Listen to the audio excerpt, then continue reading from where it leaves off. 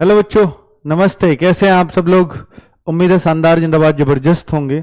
बच्चों, ये वीडियो है पे कमीशन यानी वेतन आयोग। और आपको मालूम है कि अब तक भारत में 7 वेतन आयोग आ चुके हैं, 7 पे कमीशन आ चुके हैं। अब ये 8वां पे कमीशन लागू होना है 1 जनवरी 2026 से। हर 10 साल में ये पे कमीशन आता है। इससे पहले 2016, उससे पहले 2006, उससे पहले और 1996। तो इस तरह से 10-10 सालों में चलता रहता है। और ये क्या होता है? पे कमीशन का मतलब है कि मेरे भाई, ये जो है आपकी सैलरी को रिव्यू करने के लिए किया जाता है। आपको हालांकि गवर्नमेंट एक बेसिक पे निर्धारित करती है, फिर एक डीए देती रहती है उस पे, फिर टीए देती है, बहुत सारे अलाउंसेस इसलिए देती है कि महंगाई बढ़ रही है तो महंगाई भत्ता हर बार साल में 2 बार बढ़ता है। सैलरी इंक्रीमेंट, क्योंकि लगातार भाई हर चीज बढ़ रही है तो सैलरी का एक इंक्रीमेंट 3% रेगुलरली आपको मिलता है हर साल में। तो भाई 3%, वो 2% आपका डीए 2 बार बढ़ रहा है, 3 2 5 तो 7% का हाइक आपकी सैलरी में लगभग हर साल आ रहा होता है केंद्रीय कर्मचारियों की सैलरी में। ठीक है। तो अभी अगर हम देखें तो ये जो पे कमीशन है वो 7% को पार करके आता है। हालांकि ये 2% डीए अब है, पहले कभी कभी ये 10-10% भी बढ़ा है, ऐसी बात नहीं है। पर उस टाइम सैलरी बड़ी कम हुआ करती थी, बेसिक बहुत कम हुआ करती थी। जब से 7th पे कमीशन लगा तो बेसिक में एक बड़ा हाइक दिया गया और तब से 2% 3% बड़ी बात है। ठीक है। तो अभी 2% डीए चल रहा होता है और आगे डीए रहेगा नहीं रहेगा वो आगे 8th पे कमीशन इस बात को डिसाइड करेगा। ये पे कमीशन इस चीज को भी डिसाइड करता है कि कौन सी जॉब किस लेवल की रहती है, लेवल 1, लेवल 2। अगर देखिए, हर बार नए पे कमीशन में नए चेंजेस आते हैं। जैसे 7th पे कमीशन से ये जॉब लेवल लेवल वाइज हो गई। इससे पहले जो 6th पे कमीशन आया था उसने ग्रेड पे सिस्टम को चलाया था और उससे पहले बेसिक पे चलती थी। अगर आपसे मैं बोलूं कि 2006 से पहले ये इक्विवेलेंट भी करता है कि भाई ये जॉब इसके इक्विवेलेंट रहेगी। 2006 से पहले की अगर मैं बात करूं तो एक सिपाही को प्राइमरी टीचर के बराबर वेतन बनता था, यानी सिपाही प्राइमरी टीचर के बराबर हुआ करता था। और अब एक सिपाही और प्राइमरी टीचर में बहुत अंतर है। सिपाही लेवल 3 पे है, प्राइमरी टीचर लेवल अब जो 6 पे चला गया है। कितना अंतर आ गया है। तो ये 6th पे कमीशन में चेंजेस हो गए थे। ठीक है। तो ऐसे बड़े बड़े चेंजेस भी देखने को मिल जाते हैं पे कमीशन के माध्यम से। अब मैं बताता हूं कि भाई इस पे कमीशन में किसकी कितनी सैलरी हाइक आ सकती है और क्या डिमांड चली है और क्यों ये बात आई है पे कमीशन की। पहले भी सरकार ने इसको रोते रोते दिया था क्योंकि सरकार के बजट पे बहुत लोड पड़ता है, क्योंकि भाई 50 लाख से ज्यादा कर्मचारी हैं, 65 लाख पेंशनर हैं केंद्र सरकार के। उन सब की सैलरी अगर बढ़ा करके देनी है तो दुगने से भी ज्यादा लोड एकदम से बजट पे आ जाता है। और आपको पता है कि देश का अधिकतर बजट सैलरीज में जाता है ना। तो कुल मिलाकर के सरकार चाहती है ना बढ़ाने पड़े, पर भाई केंद्रीय कर्मचारी है, वो जैसी बढ़ती हुई महंगाई है तो उसको भी चाहिए कुछ ना कुछ। और सरकारी नौकरियों का क्रेज क्या अब बहुत ज्यादा हो जाएगा? हाँ, हो सकता है। अभी मैं आपको दिखाऊंगा क्यों हो जाएगा। ठीक है। अभी पहले से ही बहुत था, अब और ज्यादा हो जाएगा। 7th पे कमीशन ने ही बहुत बड़े बड़े हाइक दिए थे, 8th पे कमीशन और क्या कर देगा। और डिमांड्स क्या चल रही हैं यूनियनों की वो भी मैं बताऊंगा कि चर्चा में क्यों है। पहली बात तो पहले ऐसे लग रहा था कि जो गवर्नमेंट है, बीजेपी गवर्नमेंट, ये केंद्र सरकारी के हितैषी कम मानी जाती है। और केंद्र सरकार के सर ये स्टेट गवर्नमेंट के हैं, ये क्यों देख रहे होते हैं? यूपी गवर्नमेंट के कर्मचारी बड़े खुश क्यों हो रहे होते हैं केंद्र सरकार का आ गया, केंद्र सरकार का आ गया? वो इसलिए खुश हो रहे होते हैं कि जब पहले सबसे पहले केंद्र सरकार लागू करती है, अगर केंद्र सरकार ही लागू नहीं करेगी तो स्टेट में आएगा ही नहीं 8th पे कमीशन। और केंद्र सरकार में आ गया तो स्टेट में आना ही आना है, चाहे हो सकता है 1 साल बाद आए, 6 महीने बाद आए या 7 के साथ आ जाए, वो बात अलग है। पर स्टेट वाले भी बिल्कुल केंद्र सरकार का मुंह देख रहे होते हैं इस दौरान। तो चर्चा में क्यों है मैं आपको बता देता हूं कि इससे पहले बिल्कुल ये उम्मीद नहीं लग रही थी कि 8th पे कमीशन ये देंगे भी या नहीं देंगे, लेकिन इन्होंने एक अच्छा काम किया। 16 जनवरी को केंद्रीय मंत्रिमंडल द्वारा ये घोषणा कर दी गई और ये अश्विनी वैष्णव जी ने आकर के बोला कि भाई हम जो है नए पे कमीशन आयोग का गठन ये सब चल रहा है। तो फिर बड़ी खुशी की लहर दौड़ गई कि चलो पे कमीशन तो मिलने वाला है। ठीक है। तो नई सैलरी बेस, देखिए क्या होता है पे कमीशन को, अभी मैं आपको बता देता हूं। एक फिटमेंट फैक्टर दिया जाता है। फिटमेंट फैक्टर की सैलरी को डबल कर दो, 2 फिटमेंट फैक्टर हो गया। सैलरी को 3 गुना कर दो, 3 फिटमेंट फैक्टर हो गया। सैलरी को 2.5 गुना कर दो, 2.5 हो गया फिटमेंट फैक्टर। यानी जो अब बेसिक है उसको उतने से गुणा कर देना, ये आपकी नई सैलरी बन जाती है। फिर आपको जो डीए मिलता है, डीए को शून्य कर दिया जाता है, भैया ये फिटमेंट फैक्टर के हिसाब से इसलिए बनाई है। हालांकि उसके अलावा भी ट्रेवलिंग अलाउंस या टीपीटी जो अलाउंस होता है वो भी आपको मिलता है, और भी कई तरह के हाउस रेंट अलाउंस, एचआरए जिसको बोलते हैं, वो बहुत बड़ा सैलरी में एक हाइक देता है कि भाई आपने अपना घर ले रखा है या किराए पे घर ले रखा है तो फिर आपको एचआरए मिलेगा। आपने सरकारी घर ले रखा है तो एचआरए आपको नहीं मिलता। ठीक है, जैसे कोई ट्रेनिंग में जाता है, पुलिस वाले हैं ट्रेनिंग पे चले गए, तो उस दौरान आप उनको एचआरए नहीं मिलेगा, क्योंकि उनको घर गवर्नमेंट ने दे रखा है। आप घर थोड़ी ले रखा है, आपने अपने पास रख रही है गवर्नमेंट, आपको ट्रेनिंग का खर्चा वो उठा रहे हैं। तो जैसे अगर मैं बोलूं कि फिटमेंट फैक्टर क्या होता है, गुणा 2, दुगुना करा, तो बेसिक सैलरी का दुगुना कर दो। ये 2.57 है फिटमेंट फैक्टर, 2.57 पिछली बार का। पिछली बार जो 7th पे कमीशन आया था तो फिटमेंट फैक्टर दिया गया था 2.57, और इसने इतना तगड़ा तहलका मचाया था सैलरीज में। सैलरीज में कैसे कि सैलरी 2.5 गुना हो गई, हाँ हो गई थी बेसिक सैलरी। ठीक है, जैसे अगर मैं देखूं 7,000 थी सबसे पहले, अगर मैं देखूंगा, अगर आप उससे पहले जाओ, कांस्टेबल की 8400 रुपए बेसिक होती थी, आज उनकी 21,700 है। ठीक है, तो ये इसी पे कमीशन से हुआ है। कब से? 2018 से लागू हुआ। 2016 से होना था, लेकिन सरकार जो है कम देना पड़े, वैसे तो एरियल कहते हैं इसको, कि जब से लागू होना चाहिए था तब से ही देना चाहिए, तो उस 2 साल का जो आप सरकार ने लेट दिया उसका एरियर देना चाहिए, पर सरकार ने ऐसा नहीं दिया था। 2018 में इसको लागू किया, 16 की बात थी जबकि, उन 2 सालों का कुछ नहीं दिया सरकार ने, और 18 से फिर शुरू कर दिया था देना। ठीक है, तो 7,000 की जो बेसिक बनती थी, हालांकि इस पर डीए 100% से भी ज्यादा चला गया था, वो अलग बात है, पर 7,000 गुना 2.57 इसको जब किया गया तो ये 18,000 बनी। तो ऐसे लेवल 1 की बेसिक सैलरी डिसाइड हुई, और ऐसे ही सभी जो लेवल 2 या लेवल 3 या इससे ऊपर की थी उनमें 2.57 की गुणा कर करके सबको ऐसे बना दिया गया था। ठीक है, तो ये 10। अब मैं आगे और बताऊं। 8वां वेतन आयोग जिसकी बात चल रही है, 1 जनवरी 2026 से लागू होगा। लागू रूल यही है, पर सरकार इसे कि भाई 1 आध साल का कम देना पड़े तो इसको ले जाते खींचते खींचते लागू करने में 2027-28 आवा देती है।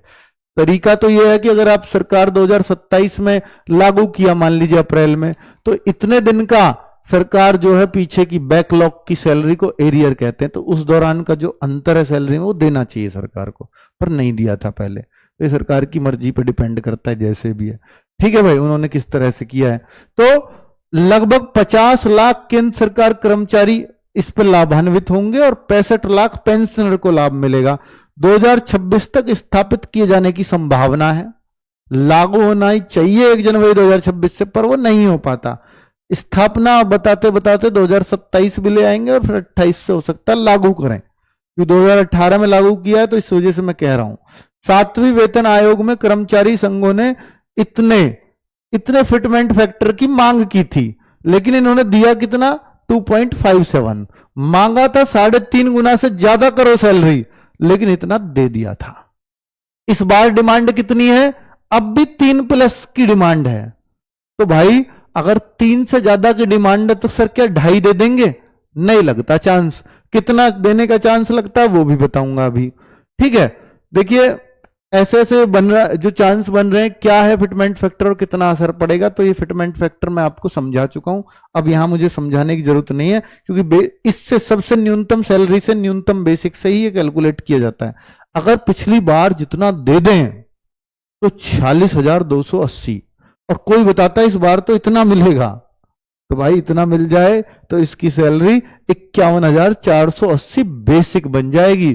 फिर इस पे टीपीटी अलाउंस जोड़ो, फिर इस पे कहीं 8, 16, 24% HRA, इसका 24% जोड़ दिया HRA, सैलरी कहां पहुंचेगी? सोचिए, लेवल 1 की जॉब की 70,000 पार कर जाएगी इस हिसाब से तो।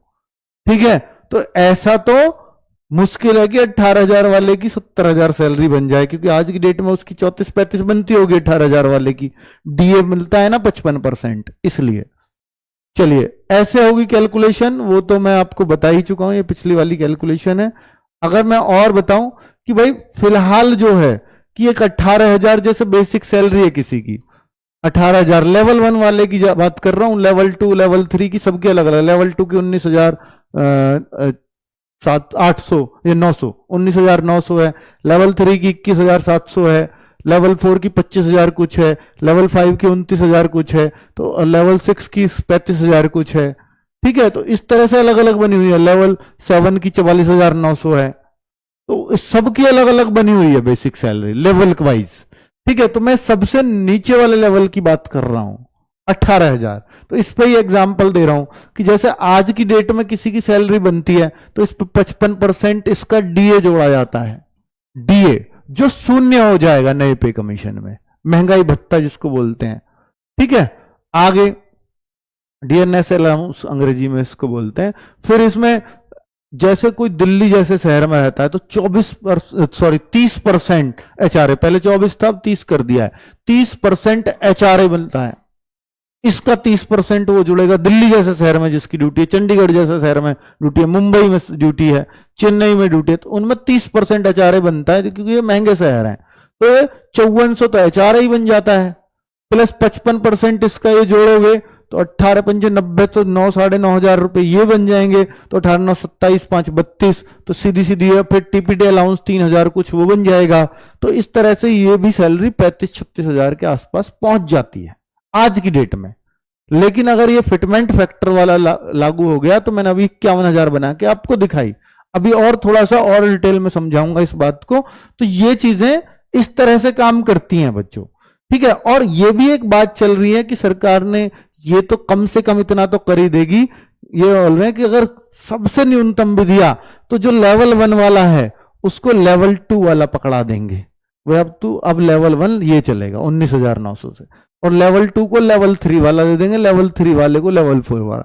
ये सबसे न्यूनतम है ये, पर इसमें तो कितना ही फिटमेंट फैक्टर आया है, बहुत कम, 1 पॉइंट कुछ ही आएगा। ठीक है, चलिए, तो अभी जो 3 फिटमेंट फैक्टरों की बात चल रही है जो संज्ञान में आए हैं, वो इन 3 फिटमेंट फैक्टरों की बात चल रही है कि भैया सबसे कम भी दिया तो 1.92, मतलब इसके ही चांस सबसे ज्यादा लग रहे हैं 8th पे कमीशन में। 1.90 या 1.92 को दिया जाएगा, क्योंकि अगर 2.57 पिछली बार दिया था, अब 2.5 देंगे। उस टाइम 7,000 से 18,000 हुई तो 11,000 बढ़े। आज 2.57 देंगे, 18,000 से 51,000 हो रही है, ये 46,000 हो रही है जो भी है। मैं अभी अगर देखूं 2.5, हाँ ये 46,000 हो रही है।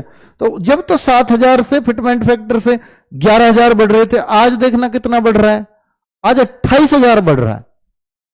तो भाई इतना बढ़ना, इसलिए 11 एक और बढ़ रहा होता तो शायद ये फिटमेंट फैक्टर मिल जाता है, 11 की जगह 15 बढ़ रहा होता मिल जाता, पर ये बढ़ कितना रहा है उसको देखो, तो इतना फिटमेंट फैक्टर मिलने का चांस ही नहीं लगता किसी भी तरीके से। ठीक है, तो फिटमेंट फैक्टर जो न्यूनतम लग रहा है जिसका हिसाब, वो 1.90 1.92 के आसपास लग रहा है कि ये शायद दे दिया जाएगा। तो आगे की कैलकुलेशन अगर मैं 1.92 से करके दिखाऊं 18,000 की, तो आपको और अच्छे से समझ में आएगा कि वर्तमान स्थिति जो 18,000 बेसिक पे ले रहा है, यानी लेवल 1 की जॉब, इसके 18,000 बेसिक है, 55% इसको डीए मिलता है। आज की डेट में बढ़ के 2% बढ़ के ये 55 हो गया पिछले 10 सालों में। ठीक है, अब अगर देखें क्योंकि साल में 2 बार बढ़ता है, तो टीए 3,060। ठीक है, अब बेसिक ये हो गया। ठीक है, बेसिक पे का ये जो है कुछ उस हिसाब से बनता है ये, और बेसिक पे अगर थोड़ी किसी की ज्यादा है तो ये थोड़ा और ज्यादा, और वो भी ये सिटी वाइज बनता है, ये भी है ना। एचआरए भी सिटी वाइज होता है, मैंने अभी जैसे बताया दिल्ली जैसे शहर में 30% मिलता है, पर कहीं 20% भी है। तो दिल्ली में अगर इसकी सैलरी देखूं तो 36,360 रुपए बनेगी आज की डेट में, किसकी, जो सबसे लोएस्ट कर्मचारी है, दिल्ली जैसे शहर में ये इतने रुपए कमा रहा होगा सरकारी नौकरी में। अब क्या इसको इतने पूरे मिल जाते हैं? नहीं, इसके बेसिक का जो 10-12% जो गवर्नमेंट की कटत में जाएगा वो जाएगा ही 12%, ठीक है, वो कटेगा। थोड़ा बहुत थोड़ा मोड़ा इनकम टैक्स तो इसका बनेगा ही नहीं, क्योंकि अब तो आपको पता है कितने तक इनकम टैक्स फ्री हो गया है, तो इनकम टैक्स तो बनेगा नहीं, तो वो तो कटता नहीं। तो इनका फिर और थोड़ा सीजीएस अगर फैसिलिटी है तो वो कट जाएंगे 600-650 रुपए, ठीक है। और अगर बात करूं कि भाई एक बीमा का होता है 30-35 रुपए, वो कटते, बस इतना ही कटत है। तो अगर देखूंगा सारे मिला के तो फिर भी इसको 34,000 रुपए के आसपास हाथ में आ जाएंगे, 33-34,000 रुपए। और वो भी उसके फ्यूचर के लिए ही कट रहा है, जो कट रहा होता है, ऐसा नहीं है कि वो उसका पैसा नहीं है, उस पर भी उसी का अधिकार है। अब 8th पे कमीशन की मैं बात करता हूं कि अब नई सैलरी क्या बन जाएगी अगर इन्होंने न्यूनतम, हालांकि जो यूनियन की मांग है तो एनसीसीएफ शायद कुछ ऐसा नाम है जिसपे ये मांग रखी जाती है, सरकार के लोग भी होते हैं उसमें और यूनियन के लोग भी होते हैं, और उनसे उन्होंने जो मांगे दी हैं उन सब पे विचार करने के लिए उन्होंने आश्वासन दिया है कि हाँ भाई हम इनसे विचार करके अपना एक डिसीजन लेकर के आपको बता देंगे। तो ये उम्मीद चल रही है कि इतना तो कम से कम दिया ही जाएगा। तो उस पर कैलकुलेशन किया मैंने कि 18,000 से अगर इतने की दे दें तो उसकी सैलरी क्या बनेगी, तो 34,560 तो बेसिक हो जाएगा, 3,060 ये पिछली बार था और ये भी रिवाइज होगा, जाहिर सी बात है इसमें भी प्लस होगा कुछ ना कुछ, ठीक है। टीपीटी अलाउंस तो बनेगा ही, टीए तो बनेगा ही, ठीक है। टीपीटी बोलते हैं इसको, ट्रांसपोर्ट अलाउंस, ठीक है, टीपीटी है। और XY बेसिक जो भी है मतलब उसके हिसाब से रहता है थोड़ा से।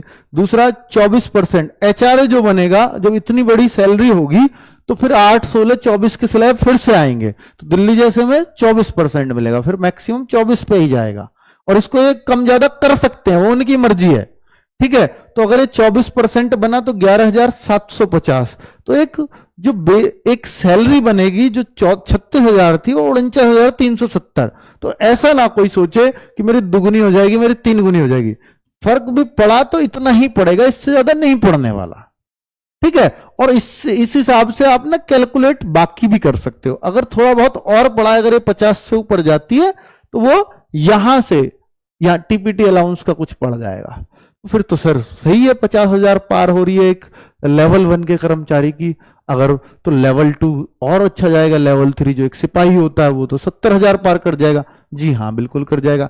स्टेटों में थोड़ी सी और कम बनती है क्योंकि एचआरए जो इतना बन नहीं सकता, और ये एक बड़ा फैक्टर है सैलरी बढ़ाने का, क्योंकि एचआरए स्टेटों में, मान लो यूपी स्टेट की बात करूं तो भाई यहाँ सबसे जो हाईटेक सिटी है जो नोएडा है वो भी वाई ग्रेड में ही आएगा, जो लखनऊ है वो भी उसमें ही आएगा, तो वो बीच वाले में आएगा 16% में, 24 में वो भी नहीं आएगा, ठीक है। तो थोड़ी सी स्टेट में कम ही बनती है, और जो बिल्कुल 3rd क्लास सिटी है उनमें 8% बनता है बेसिक का। पर ये बेसिक बढ़ने से बहुत फर्क पड़ जाता है ना, बेसिक पे ही सारी कैलकुलेट होती हैं सारी चीजें।